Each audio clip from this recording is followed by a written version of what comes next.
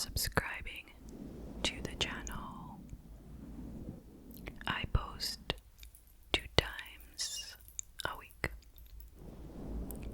on Monday and Thursday at 6 p.m. Eastern Time.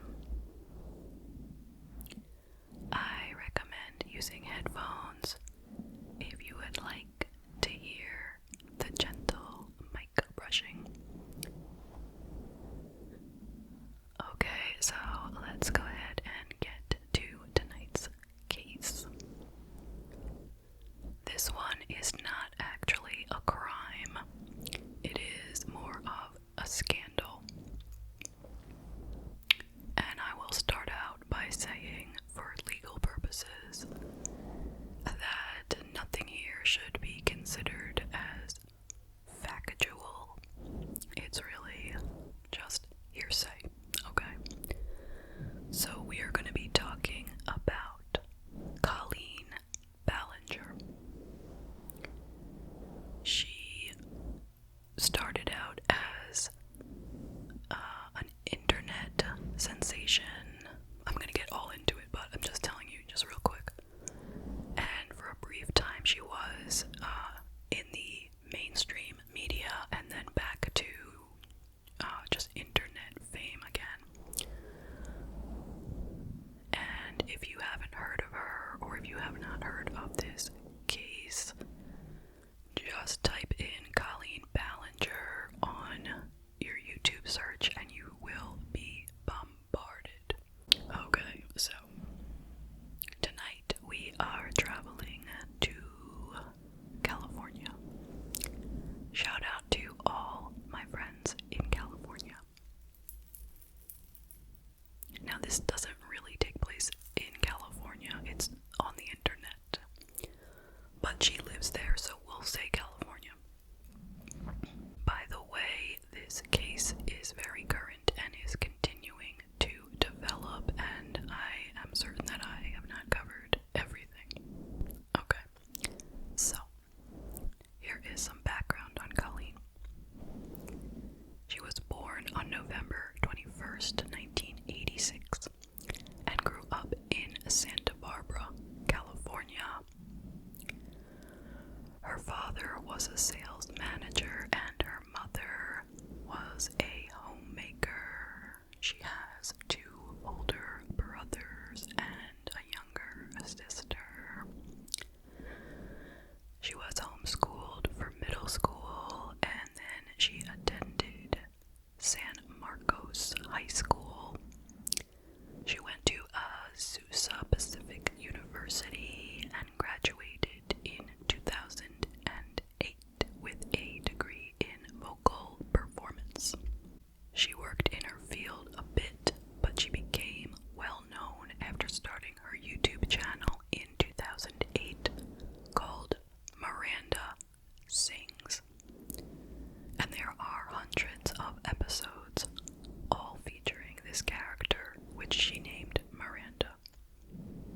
Miranda is supposed to be a satire of YouTubers who are not talented but think they're talented and film themselves singing to promote themselves, even though they get tons of hate from viewers, and they call these people haters.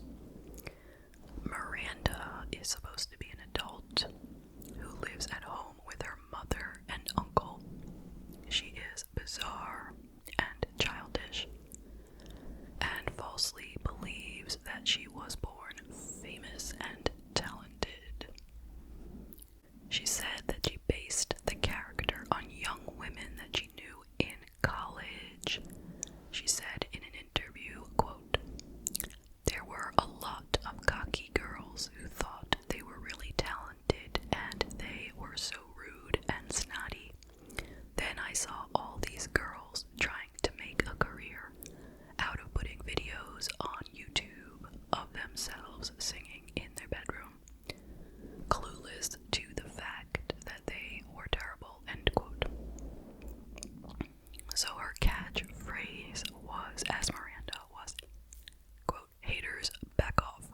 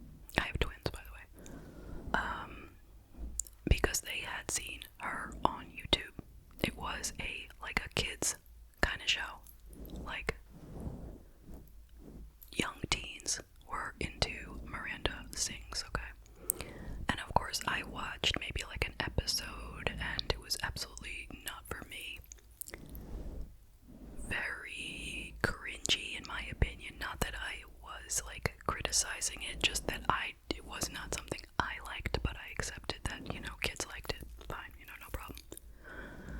So anyway, Colleen has a total combined following of more than 22 million subs across 3 YouTube channels.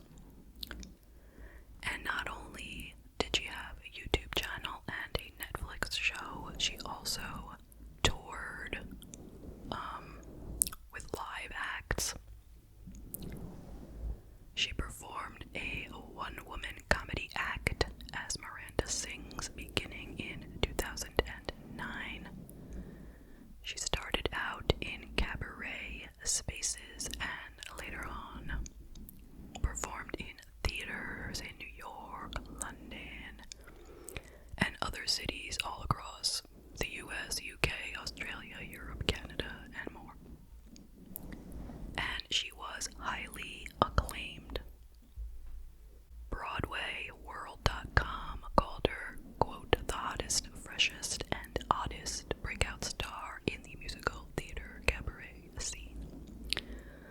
In 2015, she was ranked the 7th most popular YouTube personality by Daily American and one of the top 25 digital stars by The Hollywood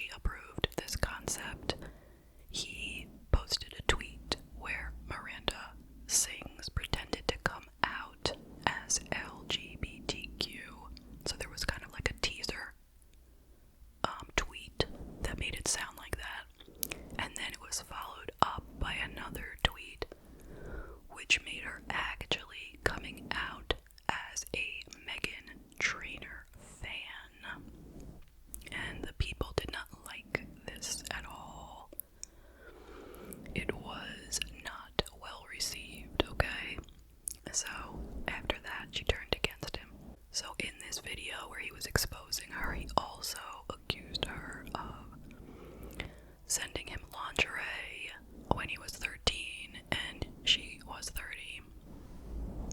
So after that, like the next month, Colleen came out with a video apology. It was May 12th, 2020, and it was called Addressing Everything. So she started just addressing things that were very old and not even things that people were currently talking about. But she said that she was sorry for a 14-year-old video where she and her sister were pretending to be Latinx women, and she said that the characters were completely based in racial stereotypes. Quote, "It is not funny and is completely hurtful. I am so ashamed and embarrassed that I ever thought this was okay. I was a sheltered teenager who was stupid and ignorant and clearly extremely culturally insensitive." And then she went on to talk about how in the past she spoke of an overweight woman who she sat next to on a flight 12 years ago. And she had made comments that were awful. And she said, quote, "That is not the woman I am today." Then she apologized about a joke she had made in the past about having to put down a dog that bit her as a child. And she said, quote, "Still to this day, as a 33-year-old woman, she feels guilty for her dog's death." She said, quote, "To anyone and everyone who was hurt or offended by the statements I made when I was younger, I am so sorry. I hope you all can see that the person I am today is so far from the person I was a decade ago." End quote. She explained Adam McIntyre's claims of sending her the lingerie. She said, quote, "It was a big joke within the fandom. In my mind at the time, this was no different than all the other weird stuff I sent to my fans as a joke. In hindsight, I see how completely stupid it was of me. I should never have sent that. It was never a sneaky, creepy, gross thing I was doing in secret. It was a silly, stupid mistake. No, I should have never sent a fan underwear. How stupid am I? No, I definitely should have never given him access to my Twitter account, and no, I shouldn't have talked to him as often as I did.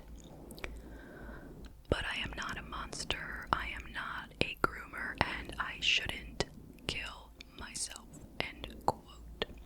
She denied giving him access to her Twitter account for over a year, which is what he had claimed, and said he only had her password for one day as a test run.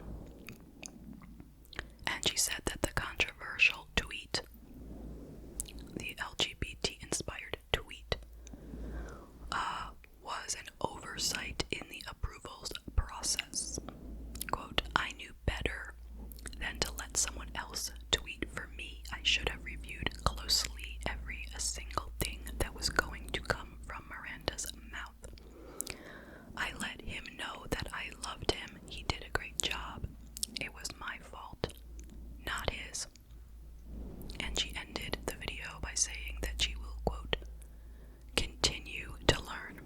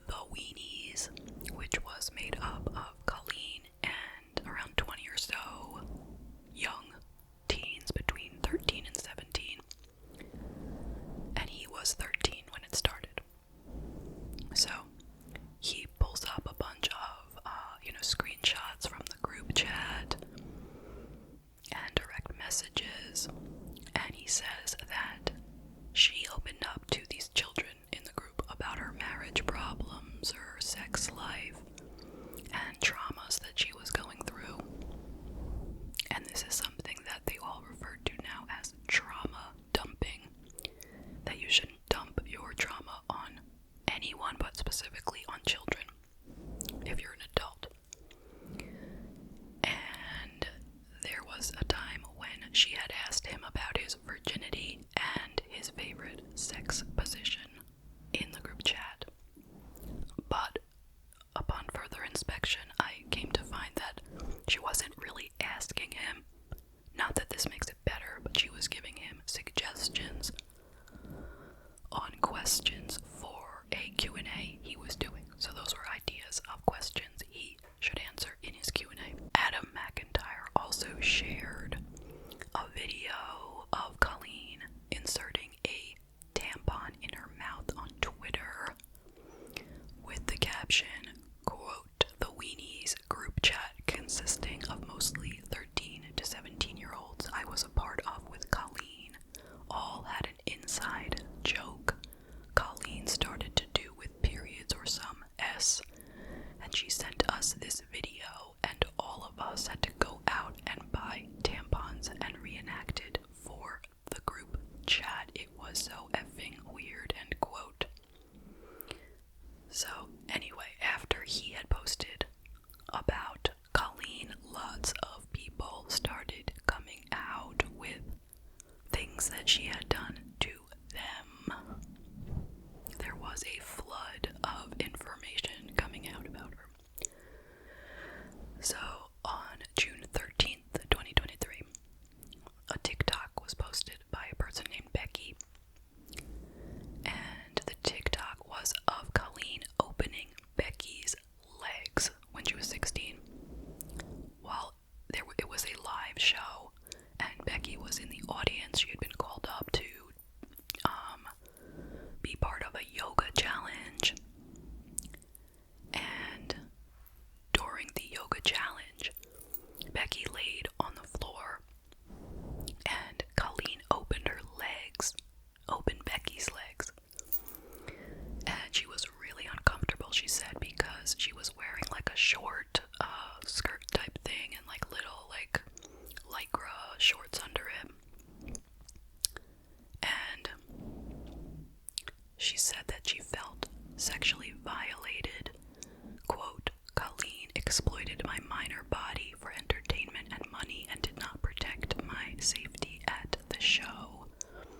I was terrified that my body wasn't covered enough. I basically felt naked." Now, to make matters worse, the funny part, what was supposed to be funny, was that when she opened the girl's legs, a loud, like, gas type noise was played to make it look like Becky had done, you know what? You follow me?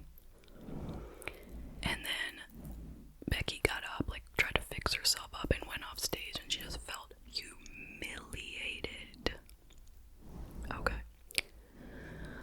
On June 16th, TMZ reported that multiple brands had pulled out of sponsoring Colleen Ballinger's podcast called Relax with Colleen Ballinger and Eric Stocklin because of the controversy. Some other things that have come out about Colleen were that she had sent nudes from, not her own, from Trisha Paytas's OnlyFans page. She had sent pictures of that to these underage chat group members, and they all laughed and like picked the photos apart in the group chat. I don't know if that's considered illegal, but she did that, supposedly, reportedly. And then there is another live performance where she had a 9-year-old boy put his hand into her pants to take out a snack. Okay.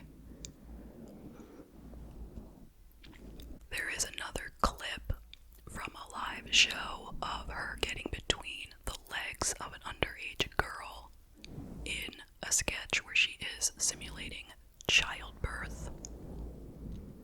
And there are screenshots of a group chat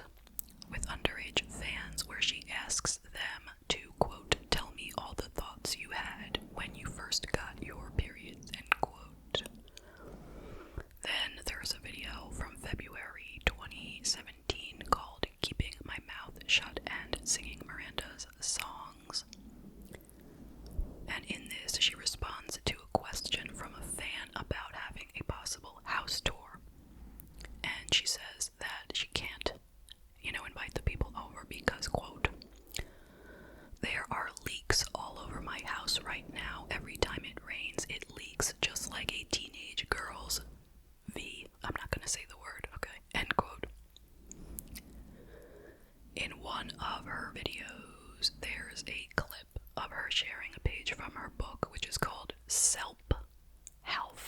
You get it? Like self-help, but it's self-help. And she explains in the video that there's a mistake in there. She discussed a page showing readers, quote, how to draw a hot dog, which is supposed to look like a V. She claims that one step is supposed to show ketchup on the food because, quote, she wanted it to look like a nasty V with blood on it because I'm a pervert, end quote. And that is all the information that I have for you today on the case. There is definitely more. I didn't do an exhaustive dive because there is just way too much. Okay. And I haven't been following it at all until someone told me, hey, have you heard about what's happening with Colleen Ballinger? And I had heard of her from Netflix, but not since then. So this is what I could gather. So, what do you think? I will tell you some of my thoughts. First, my heart goes out to any of the underage fans who were harmed. Okay. So, next, I'm kind of speechless.